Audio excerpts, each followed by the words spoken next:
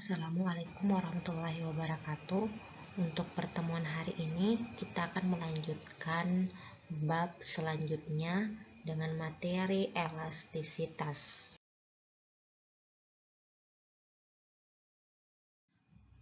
Bagian A, elastisitas.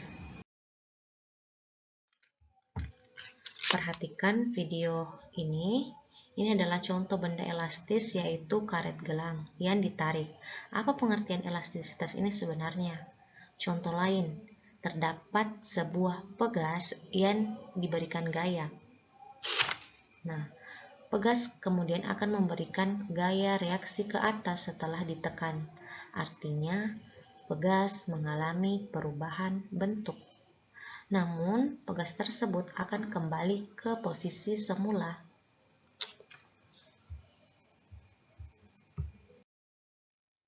Selanjutnya, dengan kasus yang berbeda, sebuah pegas ditarik, namun ketika ditarik hingga melewati atau melampaui batas elastisitas benda, maka benda tidak bisa kembali ke posisi semula hingga pegas akan patah.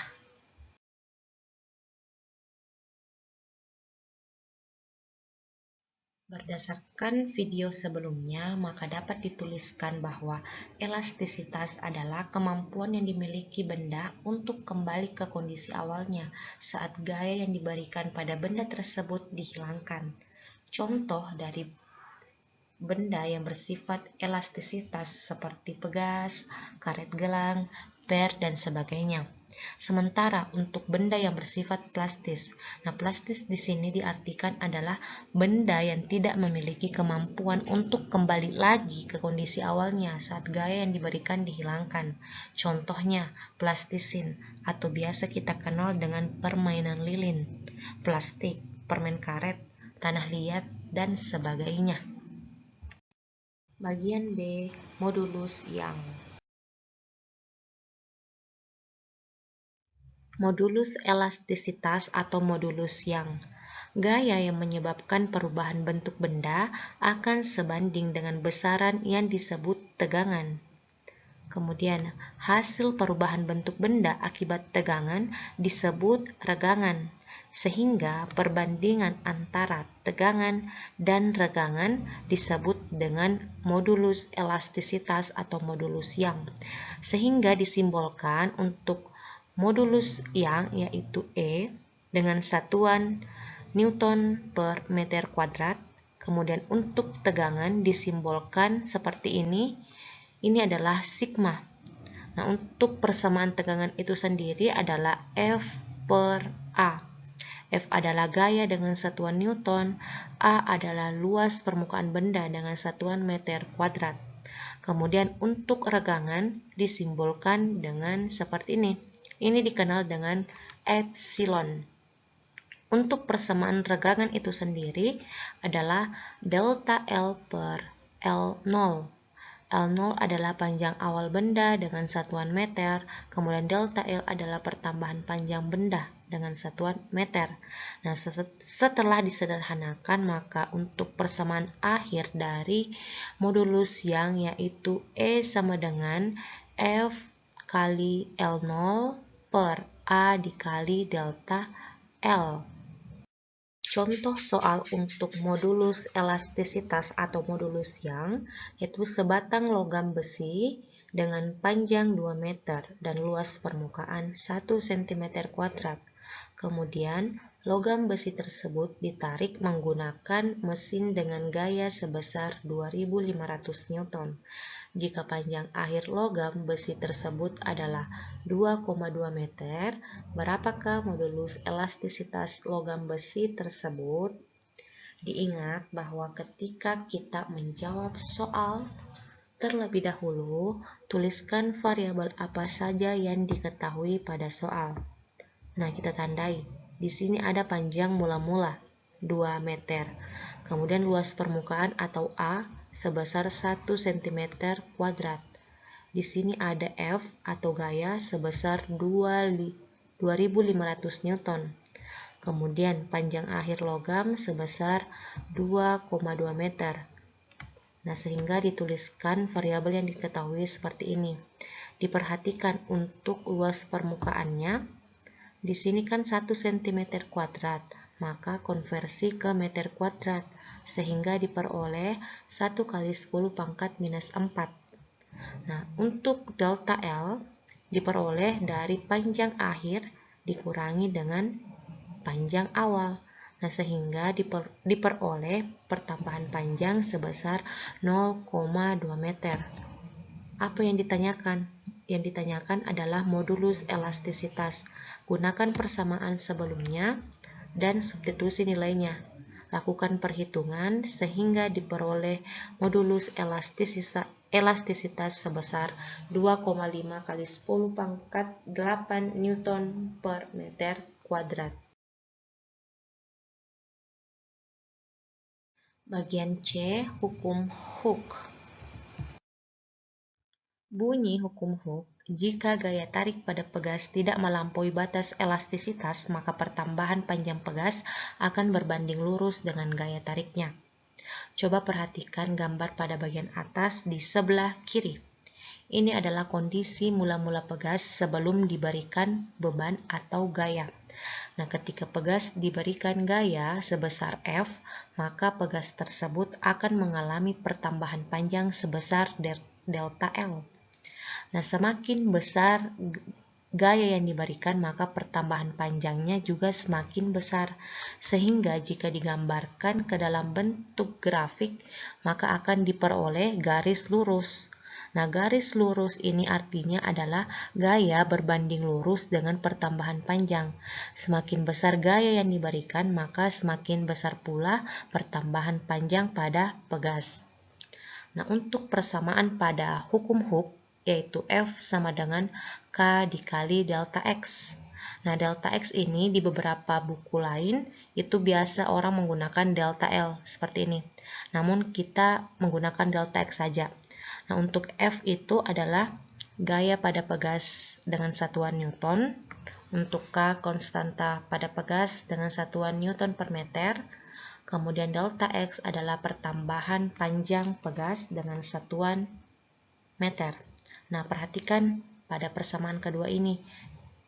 Jika ditarik pegas mengadakan gaya yang besarnya sama dengan gaya tarikan, tetapi arahnya berlawanan, maka gaya ini disebut gaya pemulih. Jadi ini merupakan arah dari pegas. Baik, perhatikan grafik yang ada pada slide ini. Untuk sumbu X itu adalah pertambahan panjang dengan simbol delta L. Kemudian untuk sumbu Y adalah gaya dengan simbol F. Perhatikan titik-titik pada grafik ini. Ada titik O, A, B, dan C. Untuk titik O ke A itu merupakan garis lurus, sehingga F berbanding lurus dengan delta L. Artinya semakin besar gaya yang diberikan, maka delta L-nya juga akan semakin besar. Begitupun untuk sebaliknya. Nah, ketika gaya F diperbesar lagi hingga melampaui titik A, ternyata garis grafik ini sudah tidak lurus lagi. Hal ini menandakan bahwa batas linearitas pegas sudah terlampaui, namun pegas masih bisa kembali ke bentuk semula. Oleh karena itu, untuk titik O ke A disebut daerah elastis. Nah, ketika gaya semakin diperbesar, maka elastisitas benda itu sudah terlampaui. Akibatnya, pegas tidak bisa kembali ke bentuk semula. Oleh karena itu dikatakan daerah plastis. Nah, kalau gaya F terus diperbesar melampaui titik C, maka pegas akan patah. Itulah mengapa tidak menutup kemungkinan benda yang bersifat elastis dapat menjadi plastis atau bahkan menjadi hancur. Soal pertama pada materi hukum Hooke. Sebuah pegas dengan konstanta sebesar 5000 Newton per meter ditarik dengan gaya sebesar 250 Newton. Berapakah pertambahan panjang pegas tersebut? Ingat, tulis dulu variabel yang diketahui. Di sini ada K sebesar 5000 Newton per meter. Ini adalah F 250 Newton, dan yang ditanyakan adalah pertambahan panjang pegas. Pertambahan panjang itu disimbolkan delta X. Nah, ini ditanyakan delta X. Menggunakan persamaan sebelumnya, kemudian substitusi nilainya F per K, sehingga diperoleh perhitungan 0,05 meter. Untuk soal yang kedua pada hukum Hooke, gambar di bawah ini menunjukkan grafik hubungan antara gaya F dan pertambahan panjang delta X. Nah, ini adalah grafiknya. Yang ditanyakan, berapakah konstanta pegas berdasarkan grafik di atas? Nah, ingat terlebih dahulu tuliskan lagi variabel yang diketahui, yaitu ada delta X1, delta X2, F1, F2. Meskipun di sini saya tidak menuliskannya. Kemudian apa variabel yang ditanyakan? Yaitu K.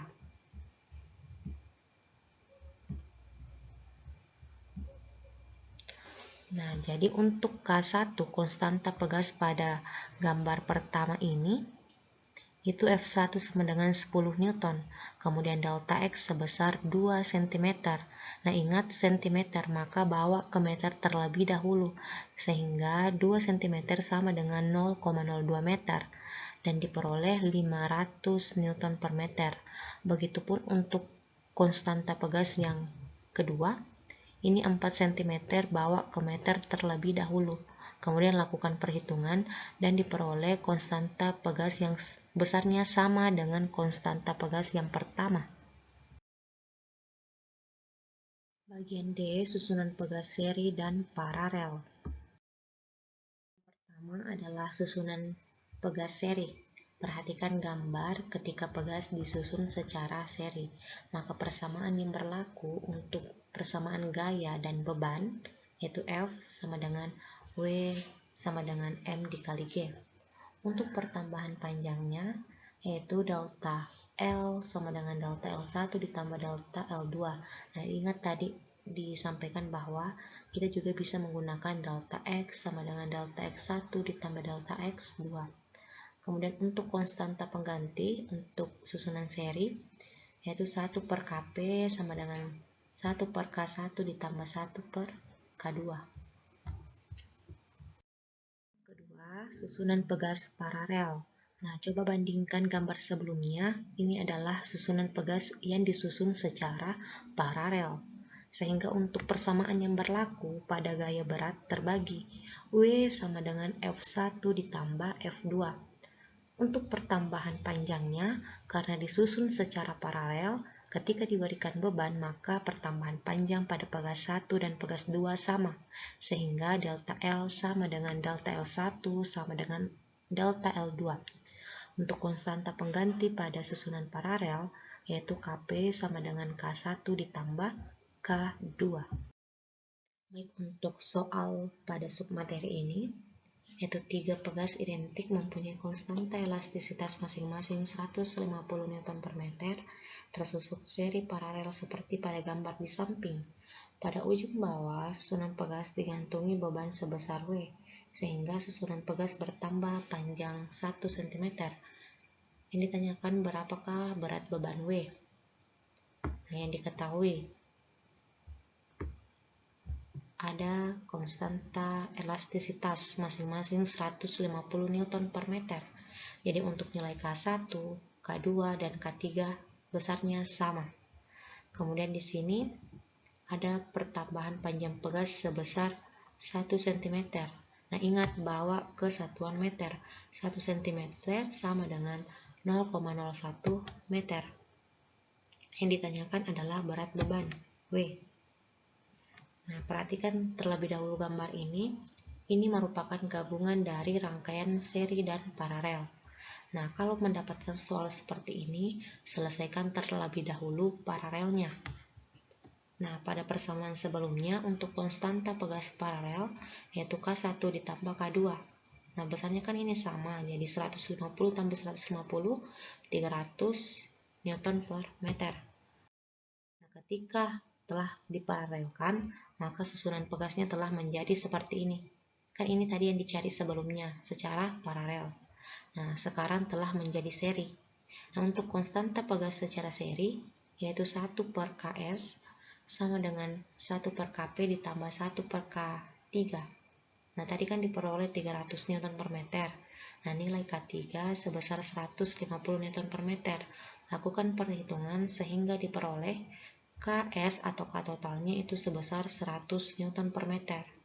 Nah, kemudian kembali ke persamaan awal bahwa F sama dengan K total dikali delta X atau delta L. Nah, kan tadi sebelumnya bahwa F sama dengan W.